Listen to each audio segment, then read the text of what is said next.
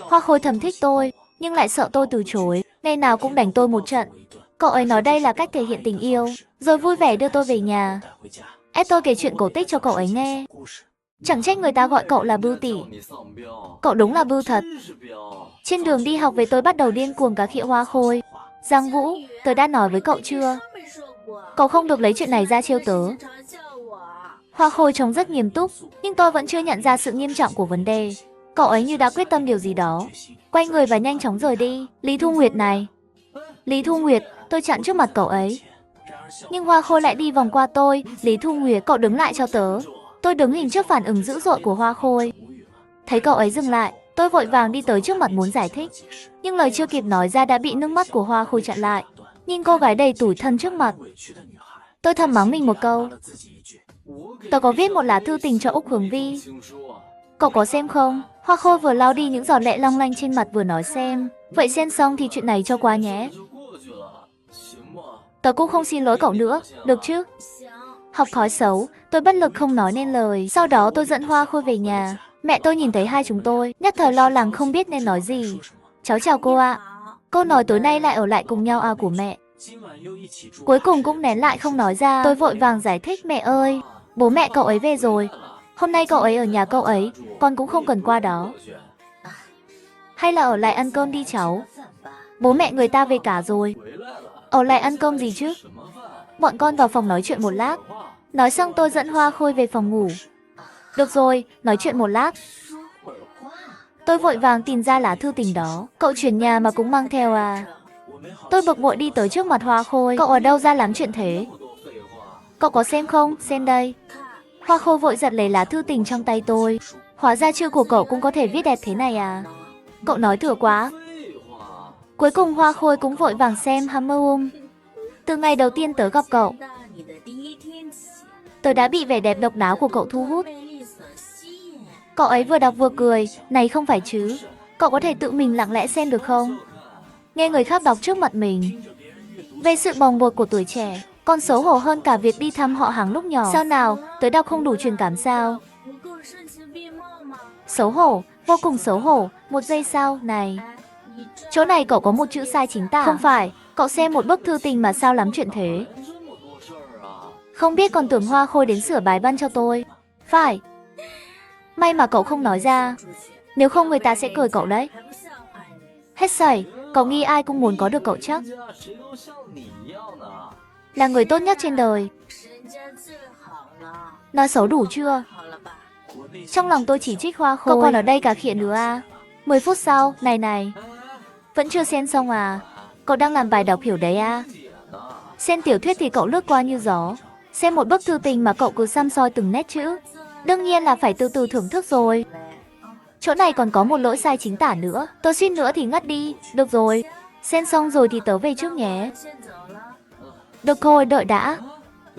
Cậu trả đồ cho tớ. Đồ gì chứ? Hoa Khôi vội vàng giấu tay ra sau lưng. Thấy hai đứa mãi chưa ra, mẹ tôi có chút lo lắng, vội vào xem thử. Cậu nói đi, cậu nói xem tớ lấy gì của cậu.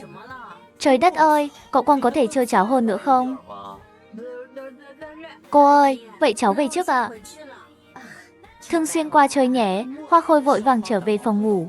Nhìn hai lá thư tình trước mặt, một ngọn lửa vô danh bùng lên. Đột nhiên cửa phòng mở ra. Tiên nữ ơi, cậu dọa chết tớ rồi, sao cậu không gõ cửa? Tôi xua tay, cậu đến phòng tớ. Từ khi nào mà phải gõ cửa chứ? Tớ là con gái. Ôi chà, cậu còn biết mình là con gái cơ à? Cậu đến đây làm gì? Hoa Khôi biết rõ mà vẫn hỏi, trả đồ cho tớ. Đồ gì chứ? Này, cậu đừng có làm bậy. Cậu mà như vậy sau này tớ không chơi với cậu nữa. Giận rồi à? Thật cạn lời. Cậu nghĩ tớ giống cậu à? Mai tớ trả cho cậu. Chị hai ơi, cái này mà chị cũng định học thuộc lòng à? Này, tớ bị điên à? Tớ học thuộc cái này làm gì? Trước đây cậu có phải là chưa từng học thuộc đâu? Vậy tớ hỏi cậu 3 câu. Cậu trả lời hết thì tớ sẽ trả lại cho cậu. Được, cậu hỏi đi. Cái bài tố nhang của cậu có phải là chuẩn bị để hát lúc tỏ tình không? Phải, bây giờ cậu có phải vẫn còn thích người ta không? Phải, tớ và Úc Hướng Vi ai xinh hơn? Cậu sẽ không phải là thích tớ đấy chứ? Tôi lẩm bẩm nói ra nghi vấn trong lòng. Nếu cô gái trước mặt cho tôi câu trả lời khẳng định, thế chẳng phải ngày nào tôi cũng được hôn sao? Mơ đi cưng. Tớ là muốn xem thử cậu có thích tớ không thôi. Tôi gãi đầu có chút ngượng ngùng, xem ra mình đã nghĩ nhiều rồi. Vội vàng xua đi những ý nghĩ xấu xa trong đầu. Chị hai ơi, chị có thể tự luyến hơn nữa không? Hoa Khôi từ từ tiến lại gần tôi, cậu đừng có quan tâm. Cậu chỉ cần nói cậu có thích tớ không? Hành động bất thường của Hoa Khôi khiến tôi luống cuống. Đây là suy nghĩ thật lòng của cậu ấy, hay chỉ là đang trêu chọc tôi, khiến tôi có chút không đoán được. Kìm nén nội tâm đang xao động, tôi nói ra những lời trái với lương tâm. Tớ thích cậu cái gì chứ? Thích cậu 3 ngày không tắm. Cậu lại chết rồi. Sốc toàn tập. Hoa Khôi nhìn người trước mặt, thật sự không có một chút cảm giác nào với mình sao? Bây giờ tôi chỉ muốn nhanh chóng lấy lại đồ của mình, rồi vội vàng thoát khỏi nơi thị phi này. Này, cậu vẫn chưa nói tớ và Úc Hướng Vi ai xinh hơn. Cậu xinh, cậu là xinh nhất. Cậu đẹp đến mức mũi nở bong bóng luôn, được chưa? Nói dối là cún con. Tôi tốt, không lừa dối. Hoa Khôi quay người và nhanh chóng rời đi. Nhưng khi tôi vừa mở cửa, bố mẹ Hoa Khôi liền xông vào. Tôi nhìn cậu ấy với ánh mắt đầy ẩn ý. Ý là bố mẹ cậu không nghe lén đấy chứ? Hoa Khôi ngượng ngùng mặt hơi đỏ. Chú, cô. Vậy cháu về trước ạ. Ở lại ăn cơm đi cháu. Dạ không cần đâu ạ, cháu ăn ở nhà rồi. Để lại gia đình 3 người ngượng ngùng nhìn nhau. Vở kịch đã đến hồi kết. Minh à, ông nói xem hai đứa nó thật sự không có gì chứ? Chắc chắn là không có gì. Nếu có chuyện gì, con gái chúng ta không phải sẽ hỏi hai chúng ta đã giành giật đến mức nào rồi sao? Con bé này lanh lắm.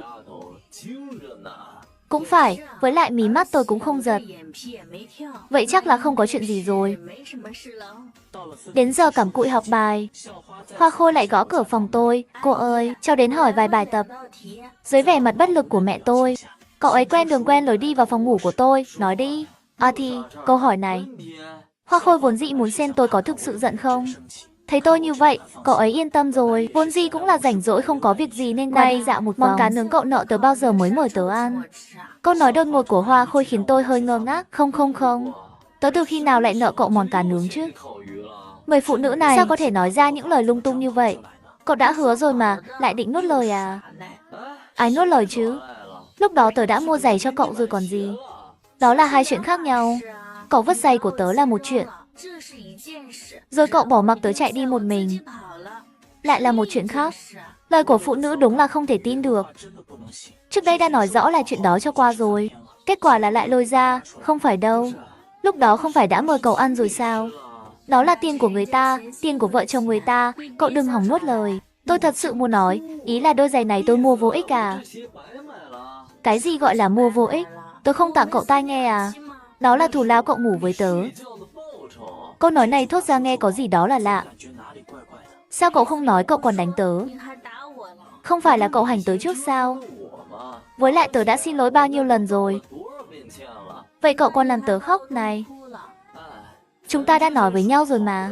Xem xong thư tình rồi thì không ai được nhắc lại chuyện này nữa. Đó là hai chuyện khác nhau.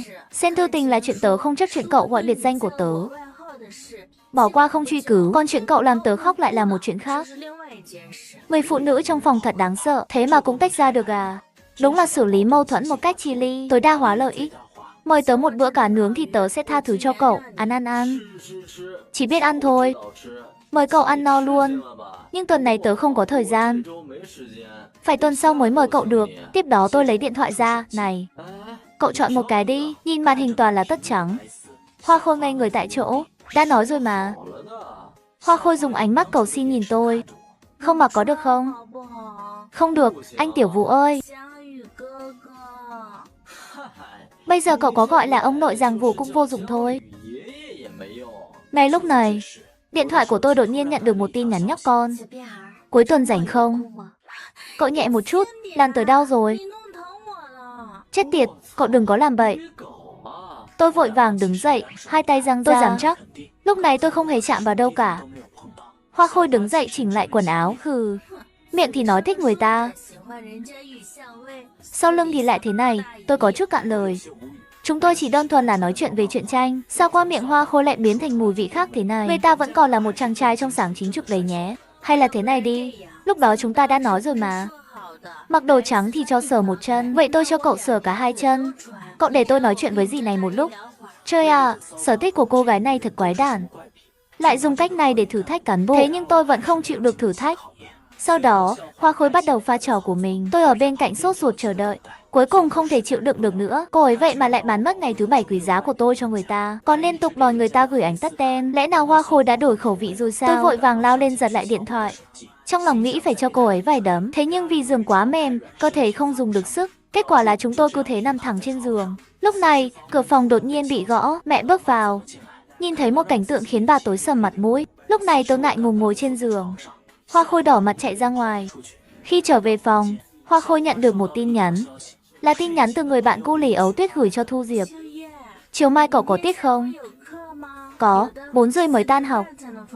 Vậy sau khi tan học nếu không có việc gì thì đến trung tâm thương mại Victory nhé. Lâu rồi không gặp. Tớ nhớ cậu quá. Được, vậy lúc đó liên lạc sau. Sau đó, để dọn dẹp mớ hỗn độn mà Hoa Khôi để lại, tôi cũng gửi tin nhắn cho người bạn trên mạng. Vậy 5 giờ chiều mai, chị đợi tôi ở Victory International nhé. Lúc đó tôi sẽ mang cuốn truyện tranh nổi tiếng mà chị muốn đưa cho chị. Cứ như vậy, ngày thứ 6 căng thẳng và kịch tính đã kết thúc. Chào buổi sáng, bạn học Thu Diệp. Chào buổi sáng, Giang Vũ. Sau đó là đến màn trêu chọc thường ngày. Sau này nếu cậu dậy sớm thì ở dưới lầu đợi tôi nhé. Tôi có chút choáng váng. Hoa Khôi thật đúng là biết chăm sóc tôi. Sợ tôi sống quá an nhàn nên lúc nào cũng muốn kiếm việc cho tôi làm. Sau đó chúng tôi cá cược. Ai mà dậy muộn, người thua sẽ phải đi nhảy ở quảng trường. Vừa đến trường, Hàn Thái Nhiên đã gọi tôi ra một nơi vắng người. Chiều nay họp lớp, chúng ta đi cùng nhau nhé. Không được rồi. Tôi có việc khác rồi. Tôi có chút ngại ngùng. Nhưng thật sự không phải tôi từ chối cậu ấy, mà là vì tôi thật sự có việc.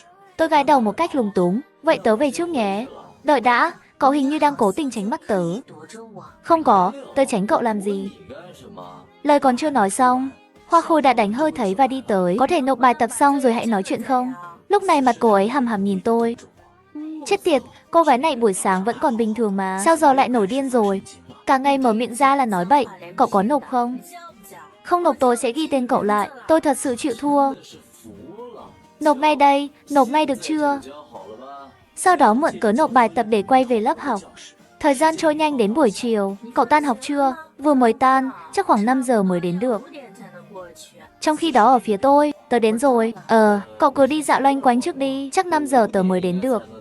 Hoa Khôi và Lý Ấu Tuyết đã gặp nhau trước. Hai người vừa nói vừa cười bắt đầu đi dạo phố. Trong khi đó, tôi cũng đã gặp mặt thành công người bạn trên mạng. Người phụ nữ được trang điểm tinh xảo trước mặt. Tuổi tác khoảng chừng 30. Sau khi đưa sách cho cô ấy thành công, lại đụng phải hai người Hoa Khôi đang đi dạo phố. Hoa Khôi có chút tức giận tiến lên chất vấn. Bạn gái của tôi à? Cô ấy là Vãn Phong Nhật Ký. Gia Vũ, lâu rồi không gặp.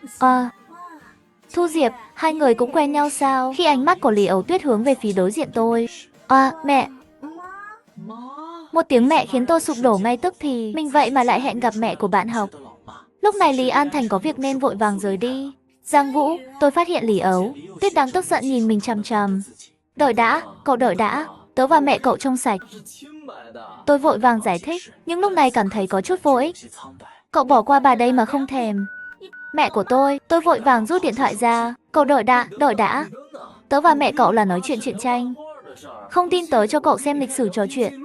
Khi cô ấy cầm lấy điện thoại, tôi mới phản ứng lại. Không chỉ có mình nói chuyện, mà hôm qua Hoa Khôi cũng đã tham gia. Giang Vũ Hiên, cậu vậy mà lại đòi xem ảnh của mẹ tôi. Còn bắt mẹ tôi gửi cho cậu. Còn bắt mẹ tôi mặc đồ đó. Không, cậu nghe tớ giải thích. Không phải tớ gửi, là Lâm Thu Diệp. Đúng, là cô ấy. Lý Ấu Tuyết trừng lớn mắt không dám tin. Cậu cho tớ 3 phút được không? 3 phút, tớ sẽ giải thích rõ ràng cho cậu. Nhưng lúc này, Hoa Khôi ở bên cạnh đang nhìn tôi với vẻ mặt cầu xin. Đừng nói ra, tớ xin cậu đấy. Tôi có chút bất lực, nhưng nhìn bộ dạng này của Hoa Khôi, dường như cô ấy thật sự sợ hãi. Tôi đứng ngây người cả 1 phút, cuối cùng thở dài một hơi. Đúng vậy, là tớ tán tỉnh mẹ cậu. Giang Vũ, bà đây liều mạng với mày. Nói rồi liền lao về phía tôi. Cuối cùng, dưới sự che chắn của Hoa Khôi, tôi đã trốn thoát khỏi hiện trường thành công. Đừng giận nữa nhé. Lý Ấu Tuyết đột nhiên hỏi Hoa Khôi. Cậu và Giang Vũ quen nhau như thế nào? Bọn tớ học cùng lớp. Vậy cậu kể cho tớ nghe về cậu ta đi. Hoa Khôi cảm thấy tốc độ lật mặt này cũng quá nhanh rồi. Vừa nãy còn hận đến mức suýt ăn thì cậu ta bây giờ đã bắt đầu hóng chuyện rồi. Đúng rồi, lớp của các cậu có phải có một học sinh mới chuyển đến tên là Hàn Thái Nhiên không?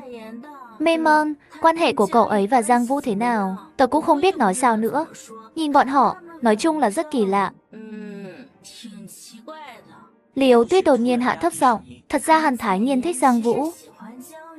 Lần này đến đây là để tìm cậu ta. Hoa Khôi giả vờ kinh ngạc. Thật sao? Nếu cậu có rảnh thì cũng giúp vun vào một chút. Nếu hai người họ thành đôi, chắc chắn sẽ không quên ơn cậu. Trong lòng Hoa Khôi ngổn ngang trăm mối, không biết nên trả lời thế nào. Mê mơ. Sau đó, Lý Ấu Tuyết kể lại câu chuyện hồi cấp 2 của tôi và Hàn Thái Nhiên. Tuy cũng gần giống với phiên bản của tôi, nhưng vẫn có những điểm khác biệt lớn. Nghe xong, Hoa Khôi tức giận tìm cớ rời đi. Sau đó vội vàng gọi cho tôi. Cậu đang ở đâu? Tôi đến tìm cậu. Cậu tìm tôi làm gì? Gặp rồi nói. Sau đó Hoa Khôi đi theo định vị tìm đến. Cậu lại lừa tôi. Chết tiệt, cậu bị điên à? Tôi lại lừa cậu cái gì? Hoa Khôi nhìn tôi chằm chằm. Rốt cuộc Hàn Thái Nhiên chuyển trường là vì sao? Tôi có chút bất lực. Lúc này Ấu Tuyết đã nói với cậu thế nào? Hoa Khôi kể lại một lần nữa. Nghe xong, trên mặt tôi thoáng qua một biểu cảm kỳ lạ. Cũng còn như vậy. Thật là cạn lời. Tôi nhìn Hoa Khôi với vẻ mặt chán ghét. Cậu còn cạn lời nữa à? Cậu nói xem bây giờ tôi phải làm sao? Cùng lắm thì không đi nữa. Đừng có giở trò với tôi. Cậu gây ra chuyện thì tự mình giải quyết đi. Nếu lúc đó Lý Ấu Tuyết ép tôi quá, tôi sẽ nói ra sự thật đấy. Hoa Khôi bĩu môi. Sao cậu lại như vậy? Bây giờ cậu định đi đâu? Không biết nữa. Chắc đi dạo loanh quanh rồi đến chỗ họp lớp. Hai chúng tôi đi dạo một lúc. Lúc này Hoa Khôi mới nhìn thấy đôi giày tôi đang mang, lại giống hệt của cô ấy. Nhìn cái tâm tư nhỏ nhen của cậu kia. Tôi nghi ngờ nhìn cô ấy. Lúc này mới phát hiện Hoa Khôi đang nhìn chằm chằm vào giày của tôi. Tâm tư nhỏ nhen gì chứ? Hoa Khôi vừa định nói có phải cậu thích tôi không, thì đã bị tôi cắt lời. Đôi này của tôi mua từ lâu rồi. Lúc cậu mua đôi này, tôi còn bảo cậu có muốn đổi đôi khác không mà. Hoa Khôi cẩn thận nhớ lại. Hình như lúc đó có nói như vậy. Trong khi đó, ở một nơi khác, mọi người tham gia họp lớp đã lần lượt đến gần đủ. Hàn Thái Nhiên cũng ở trong đó. Cô ấy ngồi thẳng xuống bên cạnh Úc Hướng Uy, sau đó bắt đầu hỏi thăm tình hình của tôi. Úc Hướng Uy liền lấy điện thoại ra. Vậy cậu tự hỏi đi. Hàn Thái Nhiên nhận lấy điện thoại và bắt đầu gõ chữ. Khi nào cậu đến? Cậu chọn bài Tố Nhan đi. Hát xong là tớ đến. Hát bài bạn cùng bàn được không? Chết tiệt, mình đang nói chuyện với Úc Hướng Uy. Sao lại có thể nghe thấy giọng của Hàn Thái Nhiên? Tôi lập tức cảm thấy áp lực nặng nề. Xem ra tối nay chắc chắn sẽ có chuyện lớn xảy ra. Mọi người nhớ like và sub để mình có động lực làm vít nha.